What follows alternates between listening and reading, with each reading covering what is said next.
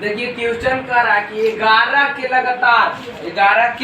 लगातार 3 गुणजों का योग माने जोड़ कितना है 231 है। तो तीनों गुणजों को ज्ञात करें, आखिर वो तीनों गुणज कौन कौन है जो लगातार है, उसको जोड़ेंगे तो कितना आ जाएगा 231। तो चलिए माना कि 11 का प्रथम गुणज x है। क्या मानेंगे? माना कि 11 का प्रथम गुणज x है। चलिए देखिए हल, माना कि 11 का प्रथम गुणज माने क्या समझते हैं? टेबल उसका। गुणज मतलब टेबल 11 11 दूना 22 से 33 टेबल पढ़ते हैं ना, उसी तरह से। तो प्रथम गुणज मान लेते हैं कि x है। तब 11 का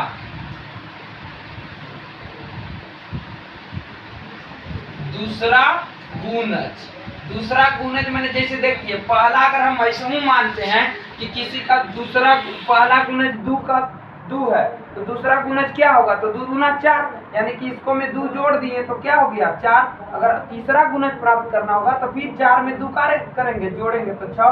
तो ऐसे देखिए 2 4 6 आ रहा है टेबल की नहीं। तो उसी प्रकार पहला गुणज 11 का x मान लिए तो दूसरा गुणज क्या मानेंगे? तो x + 11 तथा तीसरा गुणज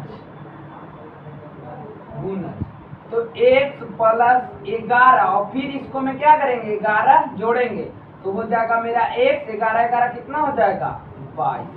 अब देखिए तीनों गुणज हमको 11 का प्राप्त हो गया। पहला गुणज x, दूसरा गुणज x + 11 और तीसरा गुणज x + 22। तब प्रश्न से कह रहा है कि 11 के 3 लगातार गुणजों का योग 231 है। तो देखिए लगातार तीनों गुणज ये मेरा है, इसको योग कर रहा है। तो प्रश्न से जब हम देख रहे हैं तो क्या कर रहा है? योग कितना है 231 है। तो x + x + 11 + x + 22 equal to total कितना है 231 है। कितना है 231 है। चलिए हो गया। अब x को x से जोड़िए, x और x कितना हो जाएगा 3x। 11 में 22 जोड़ेंगे, ठीक है, तो हो जाएगा 33 बराबर 231। तो 3x देखिए इधर 33 प्लस में है तो उधर जाएगा तो माइनस में हो जाएगा सर, घटा दिए। अब देखिए 231 में से 33 को क्या करना है? घटाना है। तो देखिए ये हो जाएगा, इसको कैरी देगा तो ये कितना हो जाएगा 11 11 में से 3 गया तो कितना हो जाएगा 8।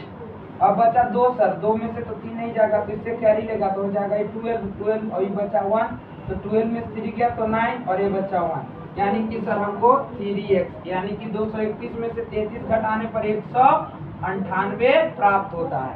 तब यहाँ से x का मान निकालेंगे। तो x का मान निकालेंगे तो 3 इधर कोची में है गुना में, तो इधर गया तो सर भागा में। तो देखिए काटेंगे इसको, 3 6 18 तो एक बचा मेरा रिमाइंडर तो इसको दे दिया 8 को, तो 3 6 18 यानी कि सर इसलिए x बराबर कितना आ गया 66। तो 11 का प्रथम गुणज चाहे पहला गुणज कितना आ गया सर 66 आ गया। x बराबर माने थे तो x का मान कितना आ गया 66, इसलिए 66 हो गया।